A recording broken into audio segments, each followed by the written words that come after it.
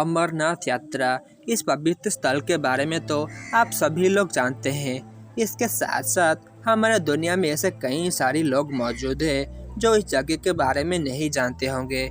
यह एक ऐसी पवित्र यात्रा है जो कई सारी सदियों से चलती आ रही है। दोस्तों, इस बात को तो आप सभी जानते हैं कि YouTube पर अमरनाथ यात्रा से लेकर अमरनाथ से जुड़ी हुई रोचक रहस्य मौजूद है। पर आज हम आपसे इस वीडियो के माध्यम से ये बताएंगे कि अमरनाथ जी की गुफा में हिमलिंग कैसे बनती है। इसके साथ साथ हम यह भी बताएंगे कि वैज्ञानिकों ने क्या तर्क देते हैं अमरनाथ गुफा में बनने वाली प्राकृतिक हिमलिंग के बारे में। तो चलिए इस वीडियो की शुरुआत कर लेते हैं। तमाम कठिनाइयों, बाधाओं और बहुत सारे खतरों के बावजूद मानसून के समय लगातार 2 महीने चलने वाली अमरनाथ यात्रा की एक अनोखी एहसास करवाता है। यही कारण है कि दिलो दिल से लेकर अमरनाथ का यात्रा करने का इच्छा और भी ज़्यादा बढ़ जाता है। कश्मीर में तो वैसे 45 शिव धाम, 60 विष्णु धाम, 3 ब्रह्म धाम, 22 शक्ति धाम, 700 नाग धाम तथा असंख्य तीर्थ मौजूद है, जिनमें से ज़्यादातर धामों को मुगल काल में ही मिटा दिया गया था।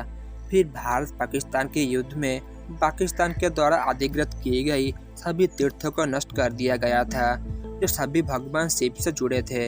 इन सभी धामों में से अमरनाथ धाम का महत्व बहुत ही अधिक है। दोस्तों, क्या आप जानते हैं कि अमरनाथ गुफा में बनने वाले प्राकृतिक हिमलिंग के बारे में बहुत से लोग में मतभेद है। कोई कहता है कि शिवलिंग का यहाँ इस तरह बनना कोई चमत्कार नहीं है, बल्कि इसको किसी ने बनाया होगा। तो वहीं दूसरी तरफ लोगों की द्वारा दी गई तर्क इसे पूरी तरह से बाबा भोलेनाथ की महिमा मानते हैं। बहुत सी लोगों का मानना है कि यह शिवलिंग के प्राकृतिक रूप से बनता है, अर्थात गुफा के ऊपर से एक एक बूंद पानी सेंटर में गिरता है और वहीं धीरे धीरे करके बर्फ की आकृति में परिवर्तित हो जाता है। लेकिन मन में ही यह एक सवाल उठता है कि गर्मी में तो बर्फ पिघलना शुरू होती है, तो गर्मी में कैसे बनती है शिवलिंग या फिर हिमलिंग। दोस्तों, क्या ये बात आपको पता है कि अकबर का इतिहासकार अबुल फजल ने आईन अकबरी में उल्लेख किया है कि अमरनाथ यात्रा एक ऐसी पवित्र तीर्थ स्थल है। इस गुफा में बर्फ का एक बुलबुला बनता है। बाबा बर्फानी का ये शिवलिंग थोड़ा थोड़ा करके रोज 15 दिनों तक बढ़ता रहता है और 2 गज से अधिक ऊंचा हो जाता है। चंद्रमा के घटने के साथ ही बर्फ से बना हुआ शिवलिंग भी घटना शुरू कर देता है और जब चांद लुप्त हो जाता है तब ये शिवलिंग भी पूरी तरह से लुप्त हो जाता है। चंद्र का संबंध शिव से माना गया है, पर ऐसा क्या है जो सिर्फ चंद्र का असर ही इस शिवलिंग पर गिरता है। यहाँ अन्य गुफाएं भी मौजूद है जहाँ बूंद बूंद पानी रोज गिरता रहता है, लेकिन वो सब क्यों शिवलिंग का रूप नहीं ले पाते। इन सभी सवाल का जवाब आज तक किसी मनुष्य के पास नहीं है। ऑक्सफोर्ड में भारतीय इतिहासकार के लेखक विंसेंट ए. स्मिथ ने बर्नियर के पुस्तक में एक दूसरे के संस्कृत का संपादन करते हुए टिप्पणी भी की थी कि अमरनाथ गुफा आश्चर्यजनक रोचक कथाओं से परिपूर्ण है, जहाँ गुफा के छत से बूंद बूंद पानी गिरता रहता है और एक जगह पर जमा होकर बर्फ खंड का रूप ले लेता है। हालांकि वैज्ञानिकों का ये मानना है कि जिस प्राकृतिक स्थितियों में इस शिवलिंग का निर्माण होता है वो वैज्ञानिक तथ्यों से विपरीत है। यही बात सबको अचंभित करती है कि वैज्ञानिकों के अनुसार बर्फ को जमने के लिए 0 डिग्री तापमान होना जरूरी है, परंतु अमरनाथ यात्रा हर साल जून से लेकर जुलाई तक शुरू होती है, तब इतना कम तापमान होना संभव नहीं होता। हालांकि कुछ वैज्ञानिकों ने यह तर्क देते हैं कि इस गुफा में हवा के घुमा हुआ कुछ ऐसा है कि यह हर साल शरद ऋतु में प्राकृतिक रूप से विशाल शिवलिंग बन जाता है। यही कारण है कि यह पाकिस्तानों से बर्फ पिघल जाने पर भी अपने अस्तित्व को बनाए रखता है। धर्म से आस्था रखने वाले लोगों का यह मानना है कि यदि यह नियम हिमलिंग का बनने का है तो संपूर्ण क्षेत्र में और भी कई सारी गुफाएं मौजूद है जहां बूंद बूंद पानी टपकता रहता है, वहां क्यों नहीं बनता शिवलिंग। ऐसा होने पर बहुत से शिवलिंग इस प्रकार बनने चाहिए। आश्चर्य की तो बात यह है कि अमरनाथ गुफा सिर्फ एक नहीं है, बल्कि अमरावती नदी के पथ पर बढ़ते समय और भी कई सारी छोटी बड़ी गुफाएं दिखती है। ये सब भी बर्फ से ढका हुआ है, पर वहाँ कोई शिवलिंग नहीं बनता।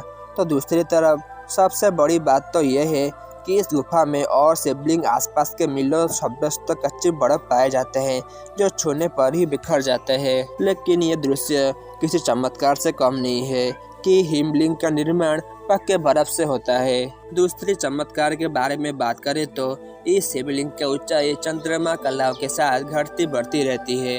अगर चंद्रकला के बारे में बात की जाए तो ऐसा ग्रंथ में देखने को मिलता है कि भगवान शिव इस गुफा में पहले श्रावण मास के पूर्णिमा के दिन आए थे। उसी दिन ही अमरनाथ यात्रा के विशेष महत्व मिला। रक्षाबंधन पूर्णिमा के दिन ही छड़ी मुबारक गुफा में बनी हिमलिंग के पास स्थापित की दी जाती है। दोस्तों, तो अभी तक तो हमेशा सही चलती आ रही है, पर सबसे ज्यादा दुख तो इस बात का मिलता है कि हमारे भारत देश में कुछ ऐसे लोग भी मौजूद हैं जो इन पवित्र जगह के बारे में आज तक सवाल उठाते आ रहे हैं। पर इन सभी बातों के बावजूद भी इस पवित्र जगह को इन बातों से कोई फर्क नहीं पड़ता। ये पवित्र जगह अनंत काल से दिव्य थी, दिव्य है और आगे भी दिव्य रहेगी। दोस्तों, ये थी अमरनाथ गुफा की कुछ रोचक कथाएं। उम्मीद करता हूँ वीडियो आपको पसंद आई होगी।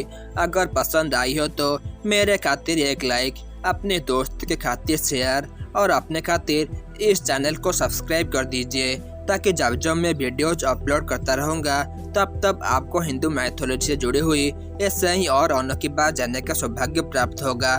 चलिए बिना किसी के वक्त गवाए चलते हैं आज के सवाल की तरफ। अमरनाथ यात्रा किस महीने से शुरू होती है?